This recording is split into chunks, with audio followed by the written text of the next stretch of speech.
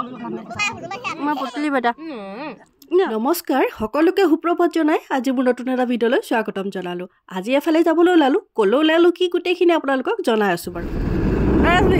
মানে তহঁতক সকলে দেখিছোঁ ইমানকৈ কাইলৈ ল'ব চাবা তাকে আমাৰ এইফালে নকৈছোঁ আৰু ইমান আছে ইয়াত আৰে ভাই VIP প্লেচ হয় থাকিবই ন দেখি নামেৰে সৈতে ক'লোঁ যেতিয়া গম পালে চাগে মই ক'লৈ গৈ আছোঁ। হয় মই গৈ আছোঁ ৰশ্মিহঁতৰ ধুনীয়া গাঁৱৰ ৰাস্তাৰ মাজে মাজে। ৰশ্মিহঁতৰ পৰিৱেশটো ভাল লাগে এতিয়া গছ গছনিয়ে ভৰি থাকে যে তাকে এতিয়া আহোঁ আচল কথালৈ।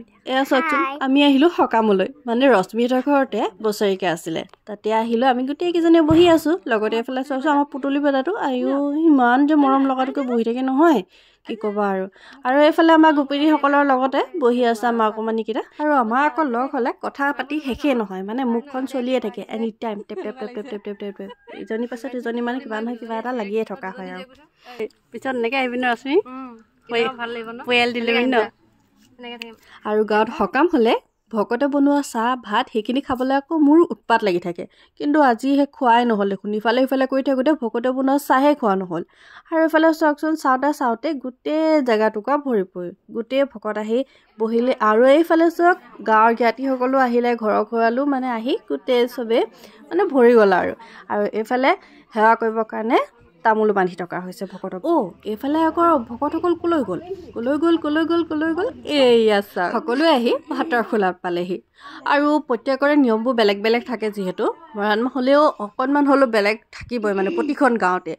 আৰু এই প্ৰসাদৰ ওপৰত ইমান বিশেষ গুৰুত্ব দিয়া নহয়, ইয়াত মানে কি হয় ভোজ ভাতৰহে মেইন। আৰু ইয়াত বোলে 5-6টামান হাঁহ মাৰিছিলে, মাটি দাইল কোমোৰা তেনেকৈ বহুত কিবা কিবি দি মেলি ভোজ ভাত এখন হৈ গ'ল আৰু আজি বুলি ক'ব লাগিব, যিহেতু অলৰেডি হৈয়ে গৈছে ন।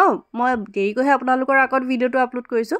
আৰু ভকতে খোৱাৰ পিছতে আমাৰ এয়া ভতিজী আৰু বোৱাৰীসকলে আৰু পটাপট মানে গোটেইখিনি চাফা কৰিব লাগি গৈছে। আৰু ক'ত কেনেকৈ বনোৱা হয় তাকো অকণমান দেখাই দিছোঁ। আৰু ইয়াত কিন্তু সকলোৱে সোমাব নোৱাৰেগৈ, বিশেষ কেইজনমান ৰান্ধনি থাকিব, তেখেতসকলেহে অকল তাত প্ৰৱেশ কৰিব পাৰিব। ভকতে খাই লোৱাৰ লগে লগে আমাৰ ভতিজী আৰু ৰশ্মি এইফালে ভণ্টি চবেই মানে পটাপট লাগি গৈছে চফা কৰিবৰ কাৰণে, কাৰণ গোপিনীসকলে খাব লাগিব এতিয়া। সেয়া চাওকচোন মানে যিটো ছিষ্টেমত দিয়ে ন খুব ভাল লাগে দেখি। আৰু আমাৰ গাঁৱত তেনেকৈ এনেকুৱা ধৰণে মানে দিয়া মেলা দেখা নাই, মানে চবেই আমি বহি যাওঁ প্ৰথমে, তাৰপাছতহে ভাতখিনি দিয়েহি। কিন্তু সিহঁতৰ তাত নহয়, গোটেই ভাতখিনি প্ৰথমে বাঢ়ি ৰাখিব, তাৰপাছত চবেই লাইন বাই লাইন আহি মানে একদম ফুল হৈ একেলগে চবেই খাব। আৰু মানে সেইটো ছিষ্টেম বহুত ভাল লাগে দেখি। এতিয়া ৰাইজৰ লগতে আমিও আহি বহিলোহি। কাম বন হ'লে কৰা নাই দেই, অকল খাবলৈহে বহিছোঁ। কৰিব কৈছিলে কিন্তু মইহে নকৰিলোঁ, কাৰণ আজি গৈছোঁহে আলহী হৈ, কিয়নো বা কামখন কৰিমগৈ নহয়নে বাৰু।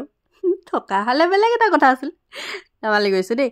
আৰু এইফালে চাওকচোন আকৌ এইফালে আমি খাই শেষ হ'লেও মানে কোনো উঠি যাব নোৱাৰে, যেতিয়ালৈকে যিকেইগৰাকী মানে ৰান্ধনি হৈছিল তেখেত অকল নবহালৈকে। তেখেতসকল বহিলে, তাৰপিছতে ল'ৰাখিনিও আনকি উঠিব পৰা নাছিল, এতিয়া উঠি গৈছে। আৰু এটা কথা আকৌ ইয়াত খাই বৈ শেষ হোৱাৰ পাছতহে মানে সকলোৱে সেৱা কৰে। আমাৰ আকৌ সেৱাটো আগতেই কৰে, তাৰপাছতহে খোৱা বোৱা কৰে, কিন্তু সিহঁতৰ তাত সেইটো কথা অকণমান বেলেগ হয়। তো সেইকাৰণে ক'লোঁ প্ৰতিখন গাঁৱতে নিয়মবোৰ অকণমান হ'লেও বেলেগ বেলেগ থাকে। সকামখন শেষ হোৱাৰ পাছতে সকলোৱে মানে চফা কৰাত লাগি গৈছে বাচনবোৰ। এইফালে দা হাতা পাথৰ যোনে যি পাইছে মানে চবেই একদম ইউজ কৰিব লাগি গৈছে, মানে মুঠৰ ওপৰত গোটেইখিনি চাফা কৰিব লাগে। সকামখন শেষ হোৱাৰ পিছত এনেকৈ যদি ৰাইজে লাগি মেলি গোটেইখিনি কৰি থৈ যোৱা যায়, তেতিয়াহ'লে ঘৰৰ গৃহস্থৰ মানে কাম অকণমান কম হয়।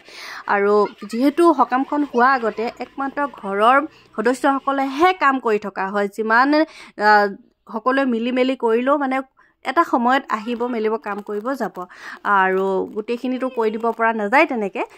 কিন্তু শেষৰ দিনাখন পটাপট সকলোৱে মিলি কৰিব পৰা যায়, তো সেইটো আৰু কৰি গ'লে তেনেকৈ ভালো লাগে ৰাইজে। আৰু শেষত আপোনালোকক আমাৰ পুতলি বেটাকে অকণমান দেখাই দিলোঁ, অকণমান মৰম দিব দেই আপোনালোকে।